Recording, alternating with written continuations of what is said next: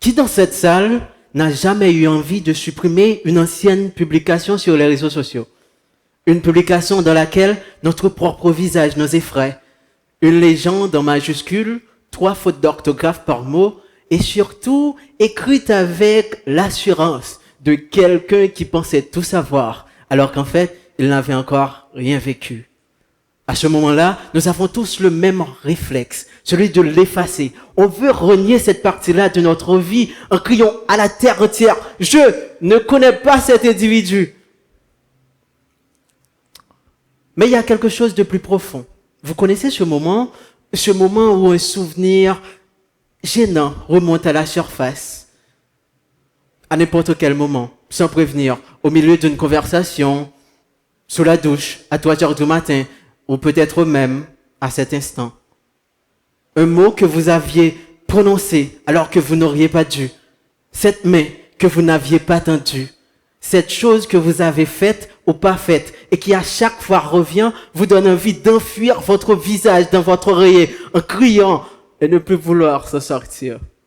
J'avoue que parfois c'est drôle, jusqu'à ce que ça ne le soit plus. Parce qu'il y a certaines personnes dans cette salle pour qui ce réflexe ne concerne pas qu'un simple post sur les réseaux ou un souvenir embarrassant. Il concerne une bonne partie de leur vie. Une enfance difficile, une relation entière, une identité construite sur une blessure qu'ils n'ont jamais choisie.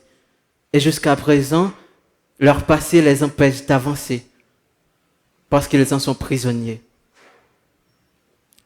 Alors, mesdames et messieurs, aujourd'hui, la question nous est adressée. Faut-il renier son passé pour s'inventer un futur? Renier. Le mot est brutal. Il vous glace le sang. Il vous fait peur. Alors qu'en fait, il ne devrait pas. Car renier son passé, c'est l'acte le plus insoumis et courageux qu'un être humain puisse accomplir. Et si le reniement n'était pas une fuite, mais plutôt une renaissance? Et si pour devenir la personne que vous voulez être, vous devez d'abord arracher l'étiquette de la personne que vous avez été? Car oui, renier son passé, ce n'est pas trahir ce que vous avez été, c'est plutôt honorer ce que vous pouvez devenir. Car le passé ne doit pas vous dicter votre avenir. Parlons de Jean. Jean n'est pas un personnage sorti tout droit d'un roman fictif. On connaît tous un Jean. C'est peut-être moi, ou peut-être la personne assise à côté de vous, ou c'est peut-être la personne que vous voyez en regardant dans un miroir. Jean a grandi dans une maison où le silence sonnait plus fort que les bruits, où les mots cognaient plus dur que les poings. À 8 ans, on lui a appris à être silencieux, à se faire petit.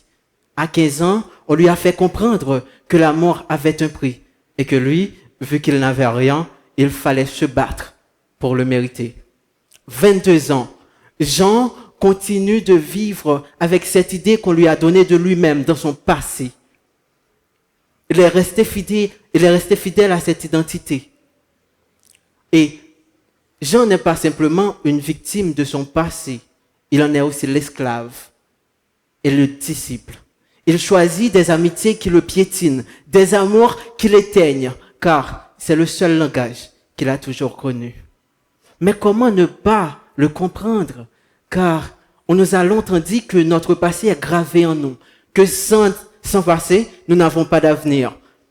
On nous a fait croire que notre passé est notre identité. Il est gravé dans notre cerveau. Alors qu'en fait, la neuroscience a prouvé le contraire. Le chercheur à l'université de Californie, Michael Merzenich, a démontré que le cerveau adulte n'est pas figé. Il se reconfigure selon ce qu'on fait, ce qu'on dit, ce qu'on choisit dans le présent. Alors, mesdames et messieurs, on peut clairement comprendre que ce n'est pas notre passé qui nous dicte, mais nous-mêmes. Ainsi, les neuroscientifiques appellent cela la neuroplasticité. Mais moi, j'appelle cela l'espoir, avec la preuve que le toi d'aujourd'hui n'est pas condamné à ressembler à ton toi d'hier. Car Ton identité ne dépend pas de tes choix du passé, mais de celui du présent. Mais pour cela, bien sûr, il faut laisser ton passé de côté. Et aujourd'hui, je vous le dis, Thomas a 25 ans. Et Thomas, c'est moi. Renier mon passé m'a sauvé. Et c'est ce qui me permet aujourd'hui de me tenir devant vous pour vous en parler. Et je sais que je ne suis pas le seul. 1804. Des hommes et des femmes qui portaient dans leur chair des siècles d'esclavage. Des noms arrachés, des noms volés, des langues arrachées et surtout des peaux marquées au fer. Avec une histoire si lourde qui a failli les écraser.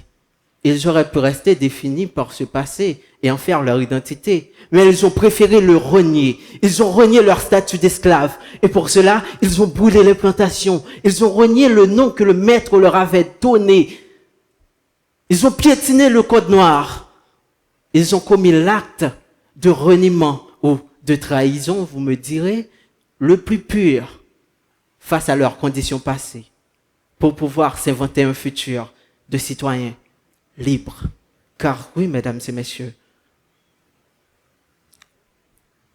l'une des quêtes les plus nobles de l'humanité, c'est celle de la liberté. Et c'est cela même que le passé veut vous enlever, parce qu'il veut vous garder à ses côtés, séquestré, parce que c'est le seul moyen pour lui d'exister. On nous dit que le passé est notre racine. Mais moi je dis, si cette racine est empoisonnée ou devient une chaîne, alors il faut l'arracher. Car le passé n'est jamais seul. Il est toujours accompagné de ses plus fidèles disciples ou complices. Les traumatismes, les blessures, les erreurs, les regrets, la nostalgie. Et tous te promettent de t'enseigner, te rassurer, te guider. Alors qu'en fait, ce qu'ils font, c'est te garder enfermé là où tu as été hier, dans la cage du passé. Alors, mesdames et messieurs, c'est pour ça qu'aujourd'hui, je vous invite à traduire le passé devant le tribunal du présent. Car il est temps de faire peau neuve, de se débarrasser de ces chaînes et, comme une chenille, d'abandonner son corps rampant pour enfin pousser des ailes et devenir un papillon. Oui, je sais que c'est poétique, mais je sais qu'on m'attend aussi au tournant avec Freud, car il l'a montré. Ce qu'on fuit finit par nous rattraper. Ce qu'on enterre revient toujours nous hanter.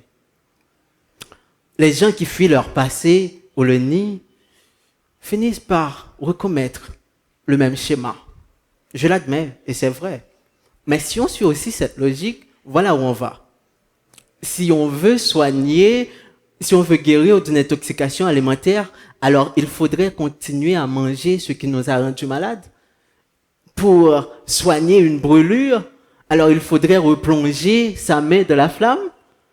Pour ne pas ressasser le passé, alors il faudrait y rester? Non, il faut le renier. Car renier son passé, c'est le seul moyen de ne pas le répéter. Freud ne me contredit pas, il me donne raison. Car renier et fuir, ce n'est pas la même chose. Fuir, c'est prendre ses jambes à son cou sans regarder en arrière. Alors que renier, ce n'est pas oublier. On ne peut pas renier quelque chose qu'on ignore.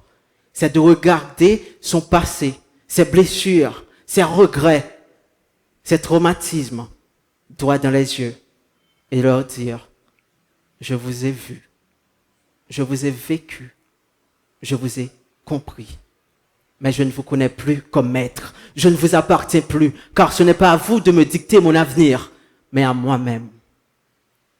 Ainsi, mesdames et messieurs, la question revient encore. Faut-il renier son passé pour s'inventer un futur? Victor Hugo nous dirait, je préfère l'avenir au passé, car c'est là que j'ai décidé de vivre le restant de mes jours. Et moi, j'ajouterais, renier son passé, c'est refuser que l'hier dicte la loi du demain. C'est décider que notre origine n'est pas notre destin. Et dans le panthéon de notre liberté, il en est une qui ne sera jamais détrôné, seul d'évoluer. Le passé a peut-être fait de vous ce que vous êtes ou que vous avez été. Mais aujourd'hui, à ce moment précis, c'est à vous et à vous seul de décider qui vous voulez devenir. Alors, qu'est-ce que vous choisissez?